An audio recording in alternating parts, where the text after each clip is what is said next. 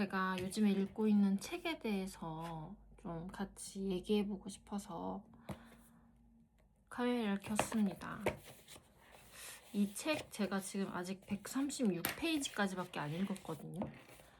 근데 여기에 나와 있는 내용이 진짜 저한테 너무 큰 도움이 됐어요. 사실 제가 앞에 영상에서도 말씀드렸던 것처럼 저는 우울증이에요, 지금. 그래서 약을 먹고 있고, 그래서 제 상태를 좀 많이 파악하는데 굉장히 많이 도움이 된 책인데, 사실 이 앞전에 읽었던 책이 무의식의 뇌과학이라는 책이었는데, 그 책이 무의식에 대한 내용이에요. 무의식이 어떻게 작용을 하며 그 삶에 어떤 역할을 하는지, 인생에 어떤 역할을 하는지, 사람을 어떻게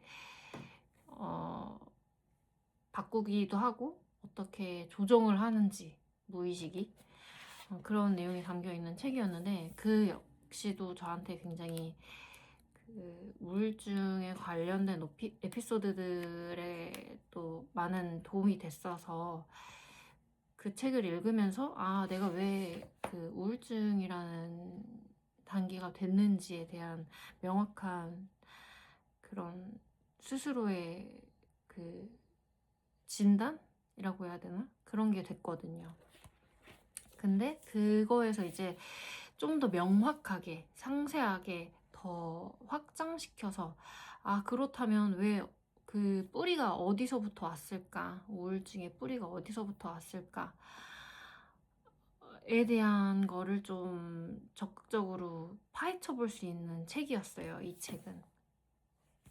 그래서 제가 되게 좋았던 구절 몇 개를 아직 뭐 앞장을 잇고 있지만 좀 같이 읽어보면, 우선 25페이지에 나와 있는 트라우마는 엄청난 두려움, 통제, 상실, 깊은 무력감의 일종이라고 할 수 있다.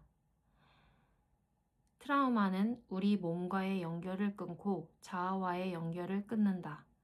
타인, 그 중에서도 사랑하는 사람과의 연결도 끊는다. 지구상에 발을 딛고 현재를 온전히 느끼는 현실 감각과의 연결이 끊어지는 근원, 생명력, 행복과의 연결도 끊어진다. 저는 이것을 우울증으로 봤어요. 여기 있는 이 트라우마가 결국은 우울증으로 가기도 한다라는 걸로 인식을 했고, 그렇게 보면 결국은 저한테는 이제 어떠한 사건에 있어서 결정적인 트라우마가 있었고, 심리적 그런 트라우마 때문에 통제 상실, 깊은 무력감을 느꼈고, 거기에서부터 트라우마를 경험을 했던 거죠. 그게 결국은 우울증으로 이어졌었고, 우울증이 같은 에피소드로 반복을 했었어요. 결국은 똑같은 트라우마를 여러 차례 반복할 때마다 다시 우울증이 찾아왔던 거죠. 그래서 그리고 또 다른 내용을 또 같이 보면,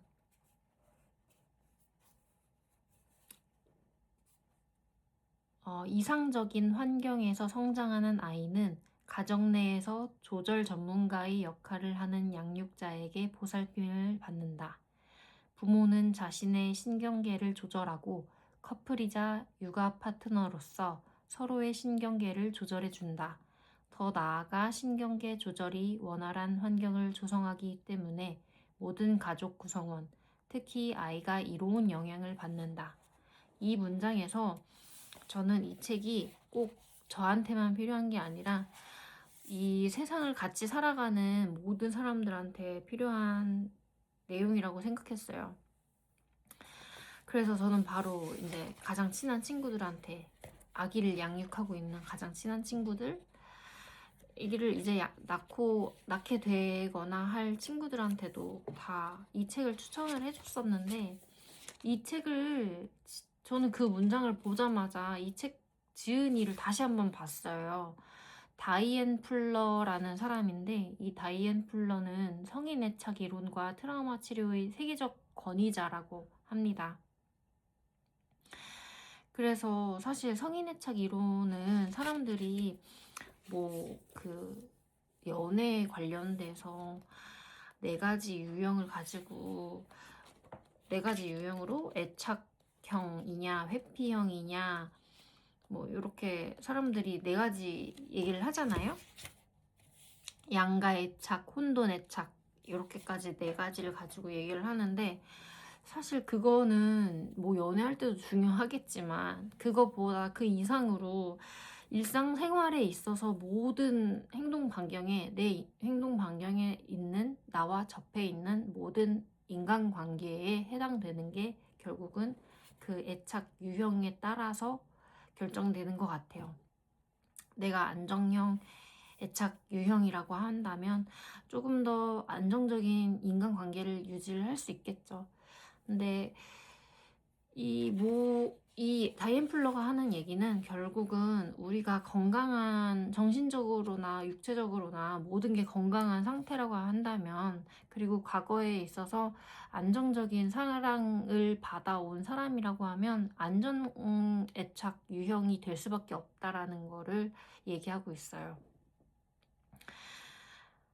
저도 그렇게 생각하고, 그리고 저는 이제 그러면서 그 전에 이 얘기를 하면서 시작하면서, 그렇다고 해서 모든 사람이 다 안정형 애착 유형이었으면 좋겠지만, 그러면 좋겠지만 그렇지 않잖아요. 모두가 다 똑같이 만민평등하게 똑같은 양의 사랑을 받고서 자라지도 못했을 뿐더러 그 사람 개개인마다 받고서 충족이 될 만큼의 양이라고 생각하는 사랑의 양이라는 게 다 다르잖아요. 그래서 안정형 애착 유형이 되지 못했더라도 성장하면서 회피형 애착, 뭐 양가 애착, 혼돈 애착 이렇게 나눠져 있었어도, 본인이 회피형 애착이어도 안정형 애착을 같이 공유할 수도 있고, 양가 애착을 갖고 있어도 안정형 애착을 갖고 있을 수 있고, 뭐 이런 식으로 그 내재되어 있고 혼재되어 있다고 합니다. 그래서 저는 그게 되게 저한테 와닿다는 게, 제가 23년도에 그 학교를 다니면서 이 유형 검사를 했어요. 나의 애착 유형 애착 유형은 무엇인지 해서 검사를 했었는데, 그 당시에 제가 뭐가 나왔는지 정확하게 기억이 안 나는데, 회피인지 혼돈인지 양간지 뭐 이렇게 안정은 안 나왔던 것 같아요. 근데 제가 생각했을 때 저는 제 친구들과의 관계에 있어서는 굉장히 안정적인 친구 관계를 유지하고 있거든요. 근데 그리고 또 연애 관계에 있어서도 대상에 따라, 상대방의 대상에 따라 안정형 애착 관계를 유지했던 대상도 있었고, 그와 다르게 회피형의 행동을 자꾸 보이게 되는 애착 관계를 유지했던 대상도 있었고, 그런 걸 봤을 땐 또 대상에 따라도 달라지기도 한다고 하거든요. 그러니까 저는 이 책을 그래서 추천하는 게, 나의 안정 애착 유형은 뭔지 파악해 볼 수 있고, 이 책만 읽음으로써도 그 애착 유형이 뭔지도 알 수 있고, 그리고 정서적으로 더 내가 어떤 게 부족한지, 그리고 부족한 걸 어떻게 채울 수 있는지, 그런 거에 대한 안내서 같은 거예요. 그래서 이 책을 꼭 읽어봤으면 좋겠고, 그리고 개인적으로는 그 부모님을 이해라기보다 그냥 부모님도 모르고 나한테 그랬을 수 있다. 부모님도 그냥 우리를 자식으로, 우리가 어렸을 때, 아주 어렸을 때 우리를 키우는 입장이 20였을 당시의 나이가 기껏해야 뭐 20대 후반에서 30대 초반인데 지금 제 나이보다도 더 어린 거잖아요.